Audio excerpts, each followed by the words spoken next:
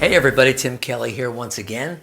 Hey, I'm still on my journey of small lighting or speed lighting. And as you know from the previous couple episodes, if you've watched, I'm kind of discovering the Godox system. And I just acquired my third V1 for my Canon and my third S2 adapter, which is the stand adapter for me to use the round-headed flash and many different modifiers and get them ready to use. So hang on. All right, today, as I said, another component hath arrived, and I know that it's another S1 adapter because I've been waiting for it. But you know what? They keep coming in earlier than promised, which is a nice thing. I wasn't expecting it for another week, and I did unbox one of these already, so we'll just whiz through this. Just so you know, it's not my first time with these, but I am thrilled to have it so I can complete my initial setup here. Again, a little diffuser that is kind of a bonus that I don't need at the moment. And then the S2 adapter itself. Now, there was someone that commented on my first one using the adapter that which I expect many critiques because I'm new to this. I'm not the expert on these this brand or the small flash stuff, but I was told that the Godox has 2 levels of what would you call it? Little steps in here. And the first time I used them with my round flashes, I pulled out this whole adapter middle, and it actually made my light sit too low in the S2. I'm supposed to use only one of these two, and let me fix that now. So I've separated the 2 little shelves, and we're to only use one. I believe this is the first or lower one that will stick in there. Do it from the back. Let's see if that's correct. Feels good. Yeah, I think that's right. So maybe that's right. Could go the other way too, I don't know. So we'll try it out. So the next thing we're gonna do is pull a new V1 and mount it in here. This is going to be my spotlight or my background light, which I'm going to put the grid spot adapter on. So here's a new V1 Godox, and the S2, we'll go ahead and pull up a light stand. Let's mount this guy to a stand. All right, tighten that up. And again, I mentioned I love this new friction-based adapter, the pitch control right here. So slick, so nice. And now we'll put the head in. See if I've got it open enough. Hey, yeah, just about right. Clamp down on that. Good. And as you know, we can twist this body so that we can read the controls as we put them up and on. Let's just turn that guy on. So here is your V1 in an S2. Next thing we're going to do is put the grid adapter on it. So you've seen this before. I've showed you the accessory kit, which is a really great value, I think. Having spent a lot more than this in the past for adapters, and I'm going to use the grid spot on here because I'm going to use it on the background. So there we go. That's ready. Don't need the other things right now. And it's going to be in a slave mode. In fact, you know, most of the lights will be because I'm going to control them from the camera. But just going through the setup. So there we go with our first light ready to roll. The purpose, again, of my exploration is to find small, lightweight stuff to take on location. Here in my studio, I prefer big studio gear, big boxes, and it doesn't matter how heavy it is. In fact, all of my lights are suspended from the ceiling on a rail system, and everything's like remote controlled. So I'm set in the studio, but I will be demoing this for you to replace the studio. But here in this space today, I'm just going to get everything set up. I'm going to pull another one out, another V1. Again, I'm using, in this setup, 3 V1s and the one old Canon. And this one's going to go into this 24-inch Godox Softbox. And it should be pretty close to ready. Close, because we have used it before. So let's see. There we go. So we'll go ahead and clamp down that guy. Pretty easy mounting. That's pretty darn reliable. I'm going to turn it on. There we go. And we'll control the power from the camera remote that we have. So now this will be our main light source for the subject.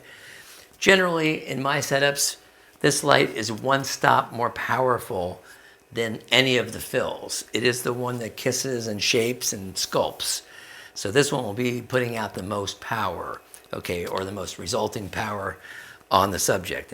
So we still have one more to go. We're going to set a light into this big round box here, and that's going to be a secondary, what I would call, my number 2 is a form fill. In other words, it's a fill light, but it always comes from the same side as the main.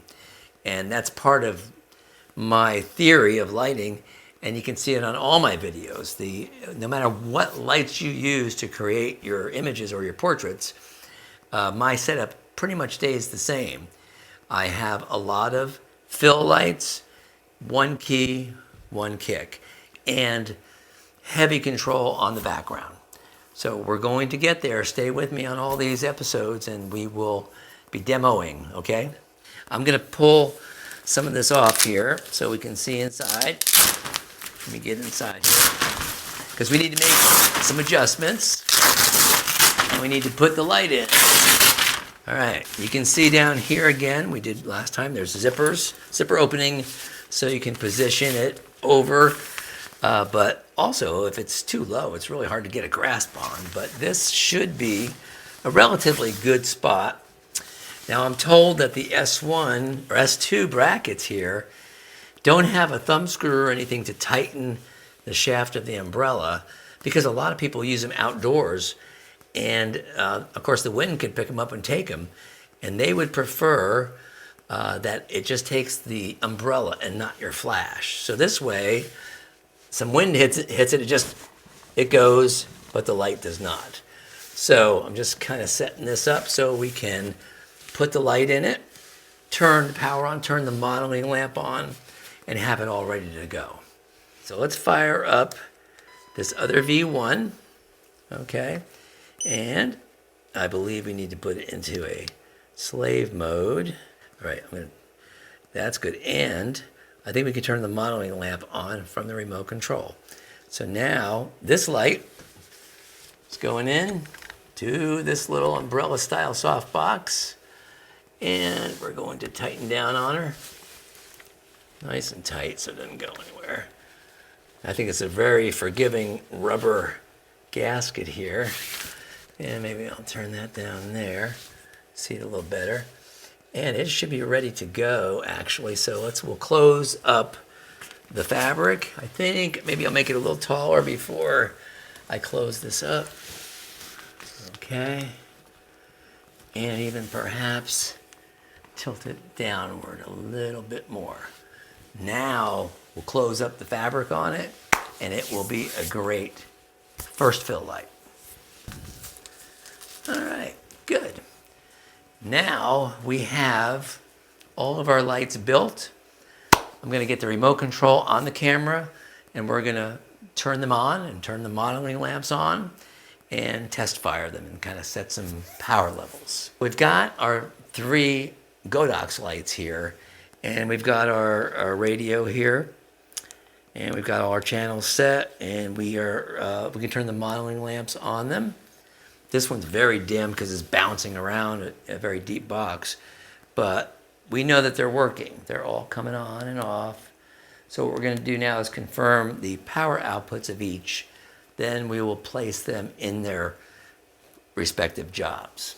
So my softbox 24-inch with a V1 in it. is channel A. I've set it for half power. B, it's currently at an eighth. I think it should be maybe a quarter power. It's going to be further away. Plus 3/10. C, that's my background spot. It's usually pretty low, but I'm going to start with an eighth, and we'll see, because we're also using a light background, so we'll see. And then it looks like everybody's cooking. Let's set the spotlight on the background, and we can kind of roughly position where we need the extra luminance. Right now it's probably about a 2 or 3 foot space that it's lighting, so we can always pull it back, make it a little larger. You won't see it as well with the modeling lamp, but when the flash goes off and we have it on the film, then you will see its results pretty well. Okay, let's do our first camera test on the components. So I'll start right now with the background light because it's easy to see right here in the clutter. Pick a different spot there. So there's a good example of kind of what it's doing. Very nice on the background. On a side note, even though you don't have to do this, and many of younger shooters don't, I do shoot at the lowest possible ISO. And these flashes have plenty of power, so I'm always at ISO 100. And right now, I am starting at f7.1, 7 to 8. That's where I'll probably be. Gives me the right depth of field and all the other looks that I want. So the first light, the background spot, is pretty well in my target zone. Now we're going to add the fill light. Next thing is we're going to prove the output, test it on the camera like we did the background light of this first fill light, which is the Octagon style softbox. And I know what, I'll just leave my video guy right there as my subject because he's kind of in the way. So I'm going to shoot one, and yes, it's working very, very well. So here's the Canon with the Godox receiver. It's just going to be a bounce for the overall room, which will help the background, and it's going to be set for a quarter power. I think that'll be enough. I'm going to put it on the stand and show you where I'm going to put it. Put this on here. All right. And we're going to bounce it largely off the ceiling and the wall. Here's the thing though, never ever from the opposite side of the main. It's always the same side. So we're going to put this up to this piece of ceiling over here. And we'll move this other softbox, but it's going to be pretty tall. We're really just using these soft boxes that I have up here as video lights to capture this little show. So we're gonna test this one next and see what it's doing. So this will be our bounce fill, our general fill or ambient light, really. And let's test it. Okay, here we go. So I've tested light number 2, light number 3, and light number 4. So now comes the key light. The 24-inch softbox is going to be the main. So we'll make sure that's working. Check the output. Put it on our subject. And then the last thing we'll need after that is to position a reflector. We can do this right now and see that it's going off. And it's going off. So let's do this. So our next little step is to position the key light for our subject, and we are going to test it in the 4 light setup. But keep in mind the big soft boxes you see are inactive now. They're off. They don't flash. So what you'll see and see in the pictures is just lit by the Godox. So this obviously has to be a little taller for any standing subject. All right. And that should be good enough. And another one of my tricks would be always to feather the light, which would mean I'm going to pass by the front of the subject, never aim it right at them. So we know it's working. I'm going to get my camera here and test it. Make sure we have the flash going off. Oh yeah, that's going good. So everybody's working. So let me switch places with Mike, my camera operator, and we'll put him in the light. All right. Oh yeah. An amazingly good first test, if you can see that. The lighting is good. We're trying to create like a Kelly portrait quality with little strobes, and we've already done it. So I'm going to take a picture or two just to lay into the video, just to show you what it's all about. So we have, again, in review now, Godox V1 in our Softbox 24. We have a V1 in our, it's actually like a 44-inch Octagon with a diffuser. And then we have the Godox back here, a V1 acting as our spotlight for the background, which again is back there. And then lastly, a bounce flash up there, which is an old Canon triggered by a new Godox receiver. So I decided episode 3 here could just be a final testing of the setup. I didn't have a model ready yet to do an actual lesson, so we just use what we've got.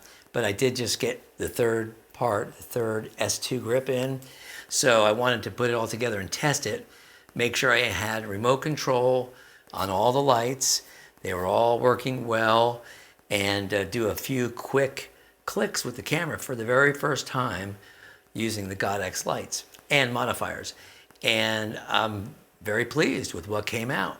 So we're going to keep working on this, and hopefully the next one we will have something attractive sitting here for you to look at as I shoot. We'll get that scheduled.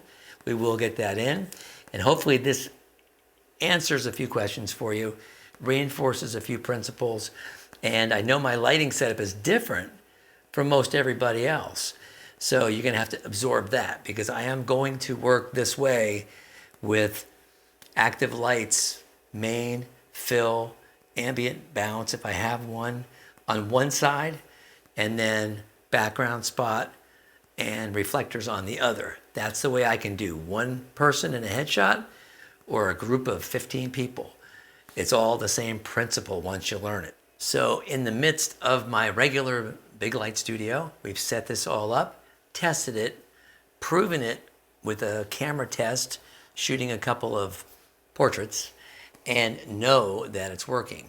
So this time we didn't have a model to use, but I felt it was still vital for us to really know the placement of everything. That's going to be key in many of my lessons. But we do appreciate you being with us here on Master Photo Techniques. Maybe this information will get you one step closer to setting up your own studio, or refining your studio, or building, like I am, a new remote kit. So we appreciate your subscription. Thanks for being with us. Thanks for watching. And as I'm told, be sure to ring the bell for notifications, so when that next video drops, you'll know it. Thanks again, and have a great day.